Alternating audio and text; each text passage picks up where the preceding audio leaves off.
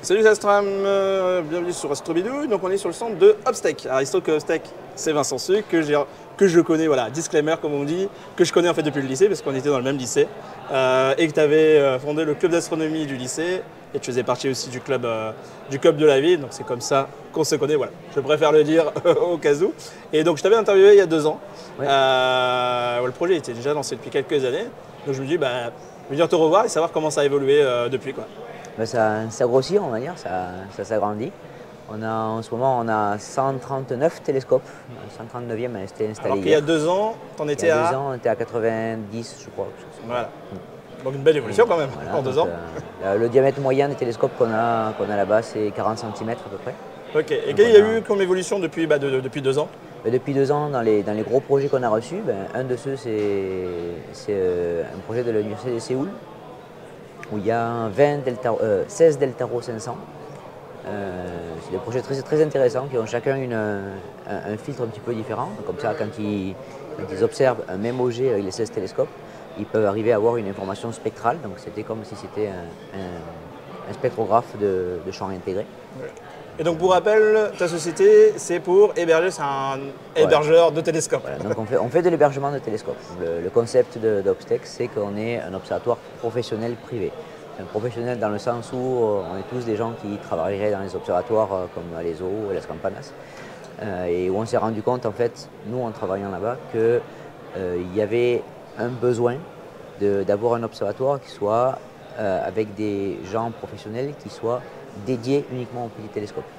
Et donc on a créé ça d'une partie pour les pros, pour avoir un support niveau pro pour les pros, mais aussi une des idées dès le départ, c'était d'être ouvert aux amateurs et de pouvoir proposer un service qui n'existait nulle part ailleurs.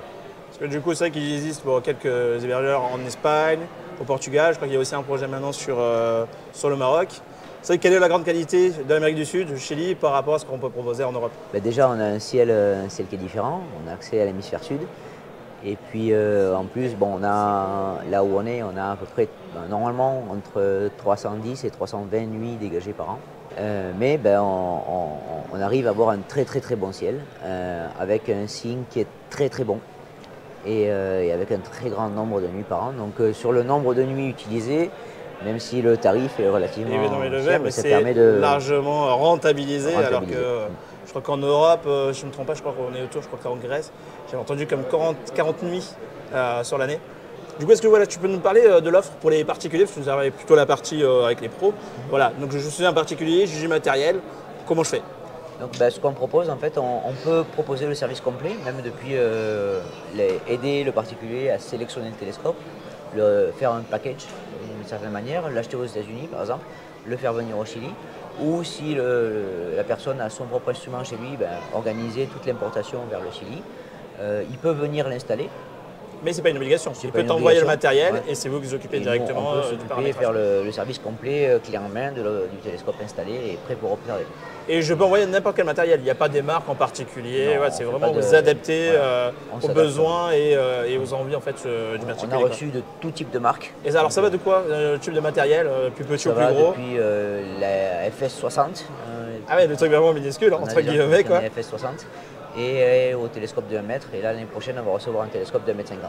Ok, ouais, donc c'est vraiment selon ce que voilà, tu as un Selon ce qui télescope, fonctionne, n'importe ce que ce qui tu va. veux. C'est, Donc, et en fait, une fois que le télescope arrive, il y a combien de temps pour le mettre en place et qu'il soit disponible et accessible pour ça le dépend un client? petit peu du travail qu'on a sur place. Là, dans l'entreprise, on a 11 personnes en ce moment. On est en train d'employer 3 personnes de plus, donc on va bientôt être 14. On s'organise en fonction des chiffres qu'on a.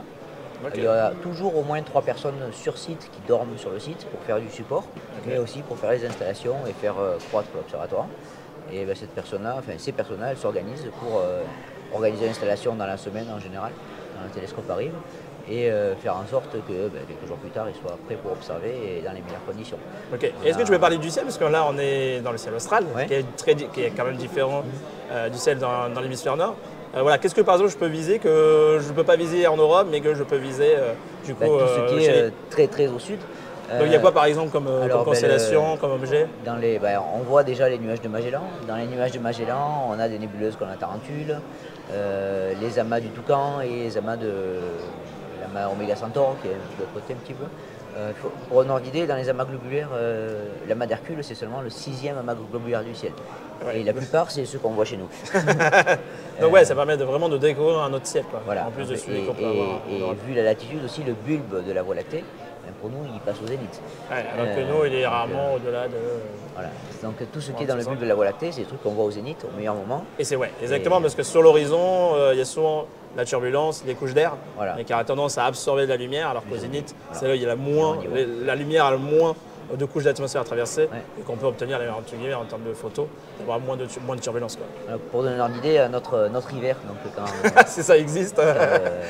quand le bulbe de la Voie lactée est au zénith, le ciel est tellement noir en fait que si on passe la main, il y a le zénith, le bulbe de la Voie lactée est tellement brillant qu'on arrive à voir notre ombre. Ah ouais. C'est pas non plus. Ouais, mais ça se perçoit. On voit une zone. Ah ouais, c'est vraiment à ce point-là.